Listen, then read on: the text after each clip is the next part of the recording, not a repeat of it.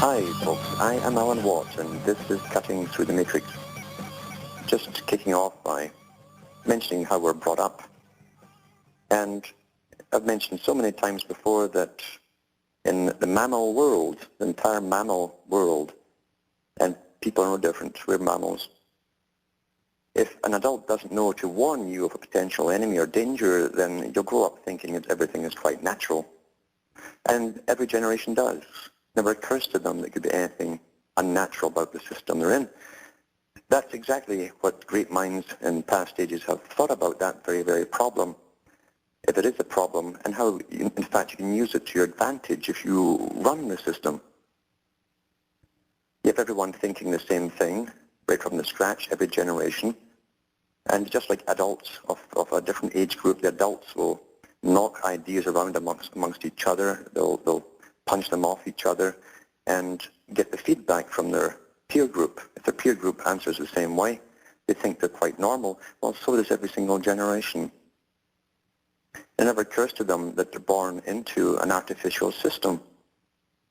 Lenin talked about this in much more detail because the Soviet system, or the Marxist system, was really designed to be an ongoing revolution where man would go through forced evolutions of a society into a type of Superman. That was the big idea that kicked around at the time amongst all the eugenical societies and the Darwinist societies that all stem from Darwinism, that they could create a new type of human being, a master race, the same thing that Hitler picked up upon, and great authors like Bernard Shaw, that was the founder of the Fabian Society, wrote a book called Man and Superman. So Hitler didn't come up with the idea, neither did the Soviets. It stemmed actually from England, from London.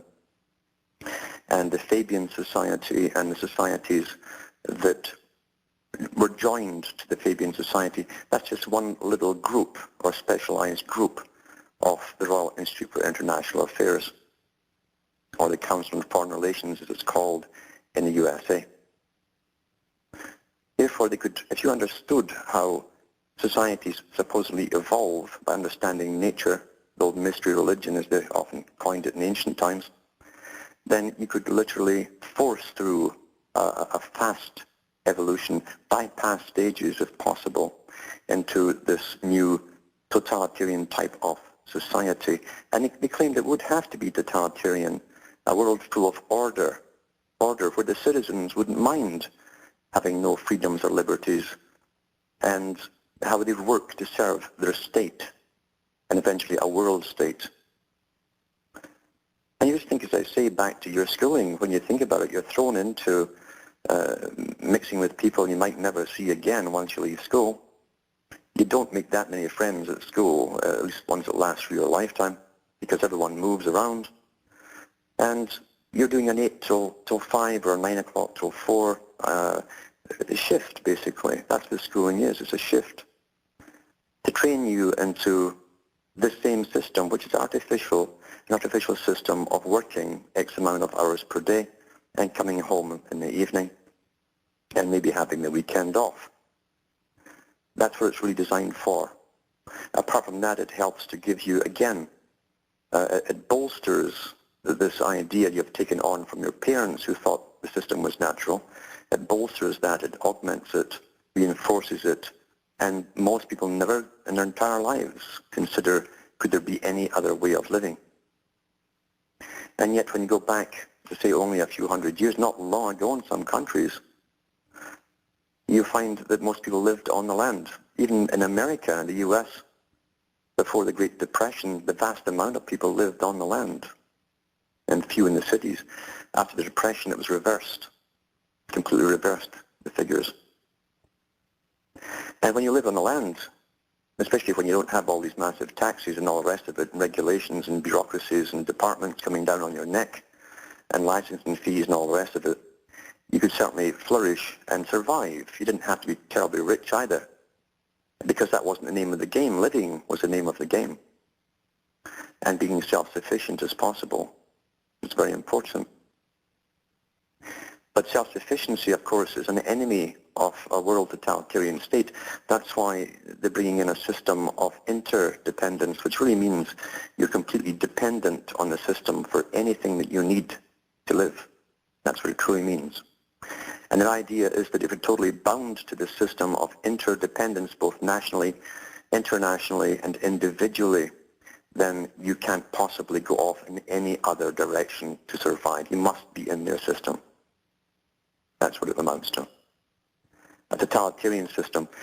And you go into the writings of Nietzsche and other people of that era that took up the Darwin cause and went further with it into the Superman idea and basically dethroned God. As I say, God used to be an old idea that people had in some countries, that there was something there, something beyond themselves. Every people on the planet have felt something out there beyond themselves.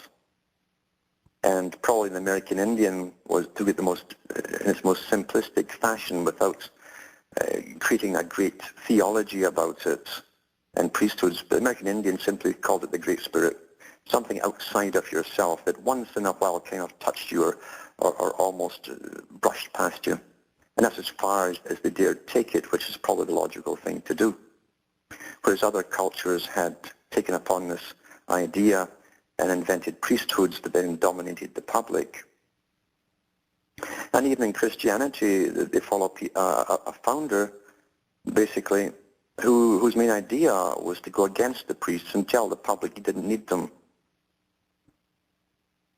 He told people to go off and pray to their God by themselves. They didn't need the priest. That was a revolutionary idea at the time. And of course it didn't last long because power and politics and money combined to use this as a tool to suppress and control people once more. It always goes this way. And unfortunately within human nature there's this incredible need to worship a human being that walks around the planet dressed in wealthy clothes and has rings dangling from their fingers, etc. Wealth and riches, material success goes together. They don't want a beggar to tell them anything that's profound.